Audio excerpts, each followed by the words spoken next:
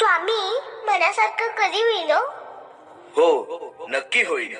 अगदी तुझ्या मनासारखे. फक्त एक काम कर, हा जो विश्वास ठेवला आहेस ना, तो डगमगू देऊ नकोस. श्री स्वामी समर्थ। महाराष्ट्र के अक्कलकोट में दत्त संप्रदाय के एक महान संत थे जो 19वीं शताब्दी में हुए थे। ऐसा माना जाता है कि वह श्रीपाद वल्लभ और श्री नरसिंह सरस्वती के बाद भगवान श्री दत्तात्रेय के तीसरे पूर्णावतार थे। गाणगापुर के श्री नरसिंह सरस्वती बाद में श्री स्वामी समर्थ के रूप में प्रकट हुए। स्वामी के मुख से उद्घोष मैं नरसिंह हूँ और श्री शैलम के पास महिला जंगल से आया था बताता है कि वह नरसिंह सरस्वती के अवतार है। अलग अलग जगहों पर स्वामी अलग अलग नामों से आए। स्वामी समर्थ महाराज का प्रकट देश भारत, राज्य महाराष्ट्र, जिला सोलापुर, तहसील अक्कलकोट में हुआ था। अक्कलकोट में श्री खंडोबा मंदिर में प्रथम आगमन हुआ। वहाँ 3 दिन तक वास्तव्य किया। इनका प्रकट समय 18-19 सदी में रहा। इनकी भाषा मुख्य रूप से मराठी और हिंदी रही। लोगों के जन कल्याण और मार्गदर्शक के रूप जाना जाता है। ये पूजनीय महामानव है। पृथ्वी का कल्याण के कारण मनुष्य, पशु, पक्षी इनके पूजनीय मानते हैं। कई लोगों को अनहोनी से स्वामी जी द्वारा बचाया गया।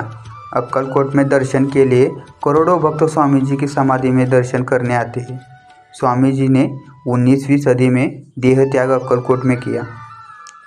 स्वामी समर्थ, जिन्हें अक्कलकोट स्वामी भी कहा जाता है, एक प्रमुख आध्यात्मिक गुरु थे जो भारतीय उपमहाद्वीप के अनेकों भक्तों को आध्यात्मिक शिक्षा में मदद करते हैं। स्वामी समर्थ ने 18वीं शताब्दी में जन्म लिया था और 19वीं शताब्दी में उनका निधन हुआ।